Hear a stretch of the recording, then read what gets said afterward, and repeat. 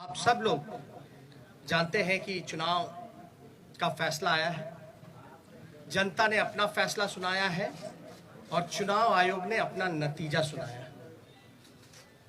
जनता का फैसला महागठबंधन के पक्ष में है, चुनाव आयोग का नतीजा एनडीए के पक्ष में है। आप सब लोग ये समझ सकते हैं कि जनता का जो जनादेश है और जो नतीजा इलेक्शन कमीशन का है, नतीजे और फैसले का बड़ा अंतर है। फैसला हमारे पक्ष में और नतीजा उनके पक्ष में। ये कोई बिहार में पहली ऐसी कोई घटना नहीं है। 2015 में महागठबंधन जब बना था तो वोट जो है, जनादेश जो है, वो महागठबंधन के पक्ष में था, लेकिन चोर दरवाजे से बीजेपी सरकार में आई, जो कि बीजेपी के जनता का जो आदेश था कि बीजेपी को विपक्ष में रहना। लेकिन बिहार के मुख्यमंत्री लालच में, लोभ में या डर के कारण, या आप कह सकते हैं बीजेपी ने हाईजैक कर लिया।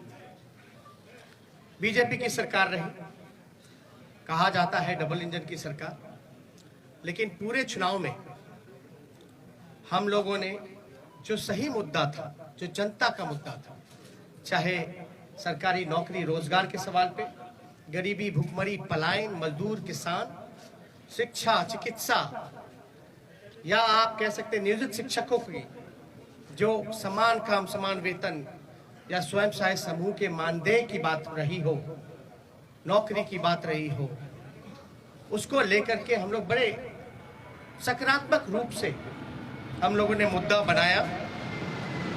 और मुझे खुशी है कि जनता ने हम लोगों का साथ दिया और उस मुद्दे पे चर्चा हुई।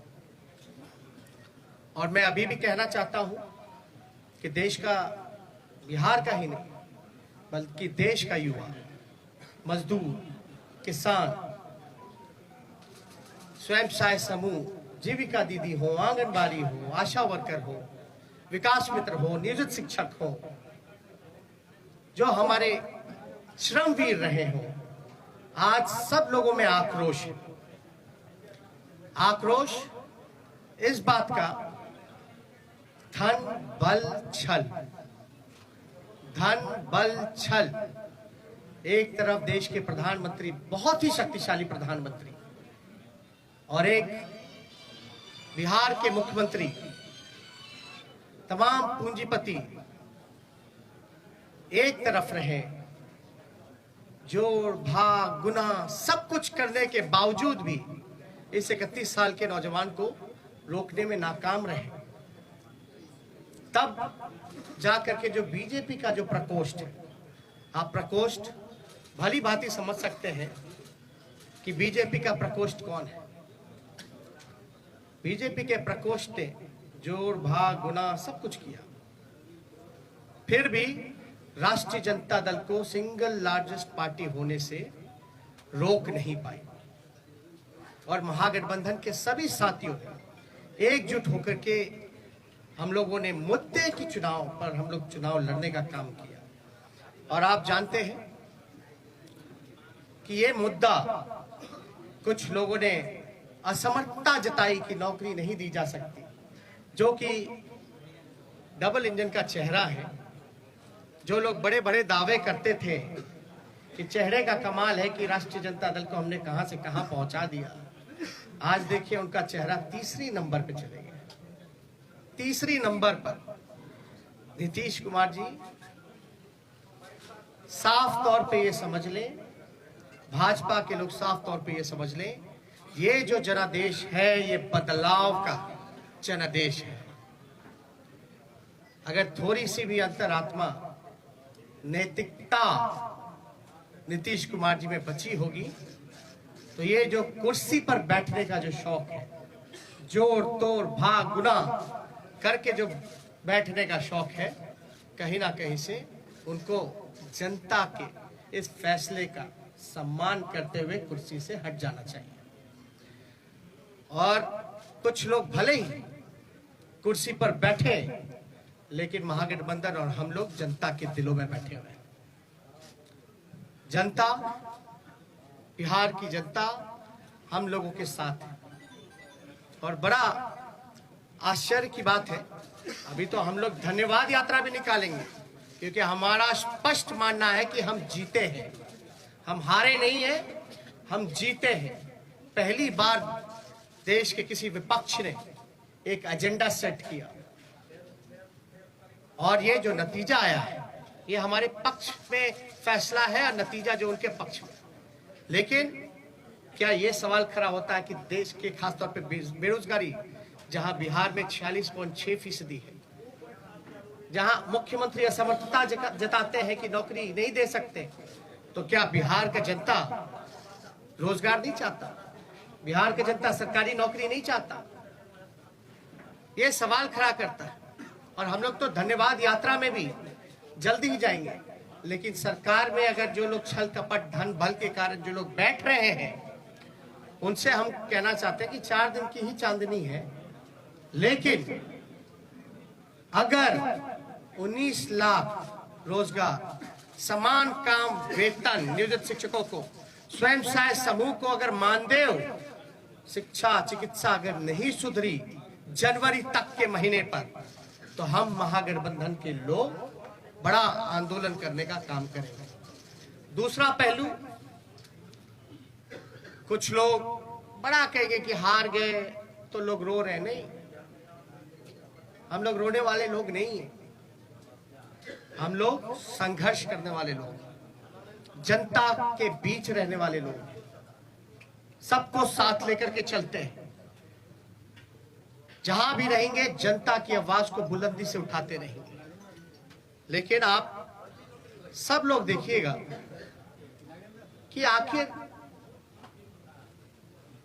कहां जोर तोड़ भाग गुना हुआ। तो कुछ सवाल है, हम आपको counting of postal ballot papers की प्रक्रिया बता दें।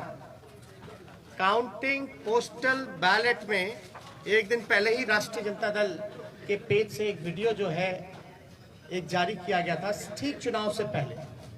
उस वीडियो में साफ तौर पे दिखाया था कि रात के अंधेरे में, आरा में रात के अंधेरे में एक गाड़ी निकली, उस गाड़ी में पोस्टल बैलेट के बक्से निकले। चुनाव आयोग बताए कि रात में कोई भी ट्रांसपोर्टेशन, चुनाव के वोट बक्से कोई इधर से उधर ले जाया जा सकता है, नहीं ले जाया। और अगर आप इन्हीं के लॉस की बात करें इलेक्शन कमीशन का कि क्या प्रोसीजर होना चाहिए, counting of postal ballets paper 15.15.4 इनका पॉइंट है, उन्हीं का इलेक्शन कमीशन का। As per the requirement of Rule 54A of CE Rules 1961, the postal ballot shall be taken up for counting first at the returning officer's table. मतलब postal ballot की गिनती जो है उसकी प्रक्रिया पहले होनी चाहिए, साफ तौर पे इसमें लिखा है। और under the law Rule 54A of the Conduct of the Election Rules 1961, the postal ballot papers are to be counted first. It is clarified further that it is not necessary to wait for the counting of postal ballots to be completed before counting of votes recorded in EVM starts. मतलब आपको जरूरी नहीं आप इंतजार कर सकते, आपको प्रक्रिया जो है समांतरण शुरू कर देनी चाहिए। वोटों की, पोस्टल बैलेट की वोटों की गिनती पहले ही शुरू कर देनी चाहिए। ये मेरा नहीं है, ये तो चुनाव आयोग का है। After a gap of 30 minutes from the commencement of counting of postal ballot papers, the counting votes of EVM can start. और 30 मिनट के बाद आप EVM की जो प्रक्रिया है वो चालू कर सकते हैं। Counting of postal ballot papers shall be done at returning officer's table. All postal ballot papers received by returning officer should be brought before him, her. Only such postal ballot papers as are received before the hour fixed for commencement of the counting shall be counted. तो इसमें साफ तौर पे ये जिक्र किया गया है कि प्रक्रिया जो है पोस्टल बैलेट की पहले होनी चाहिए। और जरूरी नहीं है कि आप जो है पहले ईवीएम के ही करिए, आप पोस्टल बैलेट पहले काउंट कीजिए, उसके 30 मिनट बाद आप ईवीएम की गिनती चालू कर सकते हैं। एक और है 15 पॉइंट, पेज नंबर 260 में जाके देखिएगा। In case the victory margin is less than total numbers of postal ballot received, then there should be a mandatory reverification of all postal ballots in the presence of observer and the RO. All the postal ballots rejected as invalid as well. Postal votes counted in favor of each and every candidate shall once again be verified and tallied. The observer and the RO shall record the finding of re-verification and satisfy themselves before finalizing the result. The entire proceedings should be videographed without compromising the secrecy of ballot, and the video cassettes CD should be sealed in a separate envelope for future reference. इसमें साफ तौर पे है कि आप चाहे postal जो invalid हो या वैलिड हो, आपको ऑब्जर्वर और इन सब के सामने जो है वीडियोग्राफी करा करके इसका सीडी भी जितना वीडियोग्राफ्ट है, कैसेट्स है, इन सब को सील करके रखा जाए। और ये सील का जो ड्यूरेशन होता है ये बड़ा इंटरेस्टिंग है। चुनाव नतीजे के 40 दिन तक इलेक्शन कमीशन को ये अनुमति है कि वो पोस्टल बैलेट्स को जो है सील रख सकते हैं। आप शिकायत जो होगा आपको सेटिस्फाई करना है। You have to satisfy all the candidates, whether if they have doubts, because ये इलेक्शन कमीशन की ड्यूटी है। अब एक और इंटरेस्टिंग डेटा आप लोगों को हम बताना चाहेंगे। एनडीए को जो कुल वोट मिला 1,57,728। मैं दोहरा दूं, एनडीए का जो कुल वोट है 1,57,728, जिसका प्रतिशत निकल के आता है ऑल ओवर चुनाव का 37.3। महागठबंधन को वोट जो मिले 1,56,88,458, 1,56,88,458, जो कुल प्रतिशत महागठबंधन का निकल के आता है वो 37.2। हमें मिले 37.2 और एनडीए को मिले 37.3, यानी 1 पॉइंट का अंतर है। 0.1 का अंतर है, जो कि अगर वोट में अगर कन्वर्ट करें तो ये 12,270 वोट का अंतर, यानी एनडीए और महागठबंधन का कुल वोटों का अंतर 12,270 का है। अब 12,000 में वो उनको 15 सीट लीडिंग पे है, आगे है। ये आश्चर्य की बात है कि 12,000 में वो 15 सीटें जीत गए।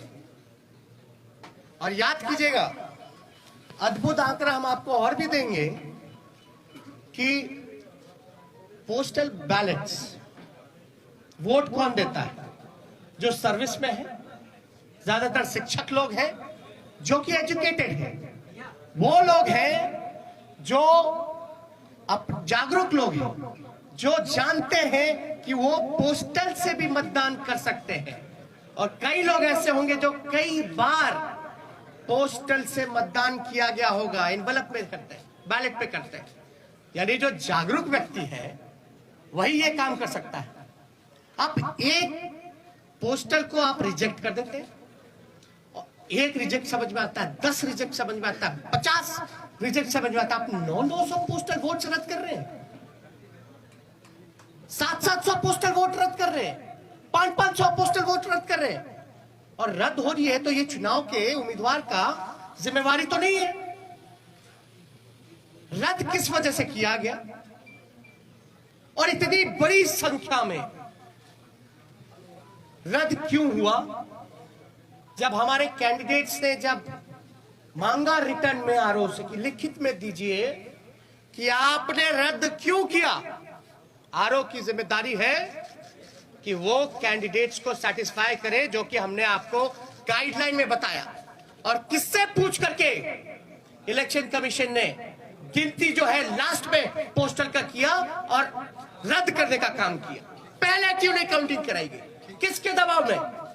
अगर जहां भी पोस्टल अगर बाद में काउंट हुए हैं तो हमारी मांग है, क्योंकि 40 दिन तक सील्ड रहता है, रिकॉर्डेड होने चाहिए, वीडियोग्राफी लाइए, वैलिड इनवैलिड बैलेट पेपर्स को सामने रखिए और रिकाउंटिंग कराया जाए। ये हमारे महागठबंधन लोगों की मांग है, उस पर रिकाउंटिंग कराया जाए। हमारी जो हार हुई 17 वोट से, 12 वोट से, 50 वोट से, 70 वोट से, 100 वोट से, 150 वोट से लगभग 20 सीटों को हराया गया। ये कौन जवाब देगा? ये लोग बोलते रहे रोए रोए, लेकिन मेरा सवाल जायज है।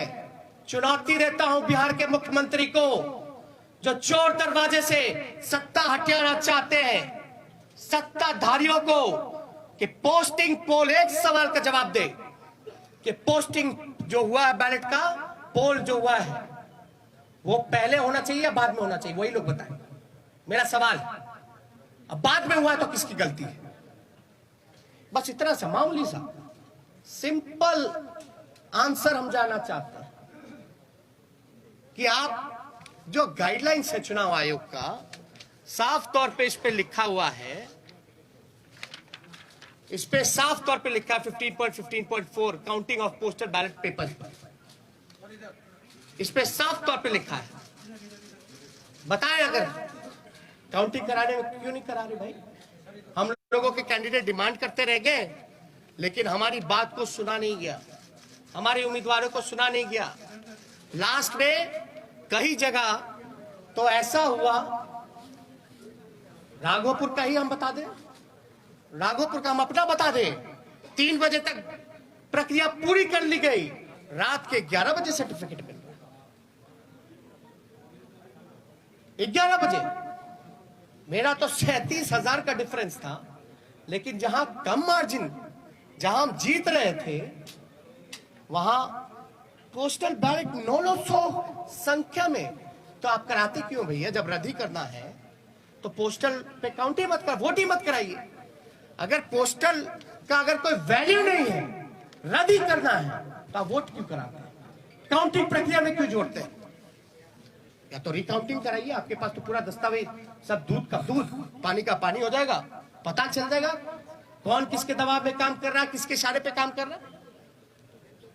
तो ये कई जगह तो सर्टिफिकेट दे करके छीनने का प्रयास किया गया। अब आप बताइए हम सबूत कहां से लाएं? ना मोबाइल ले जाने दिया जाता है, मोबाइल ले जाने दिया जाता तो सब पता चल जाता, ना किसी को प्रवेश किया करने दिया जाता है।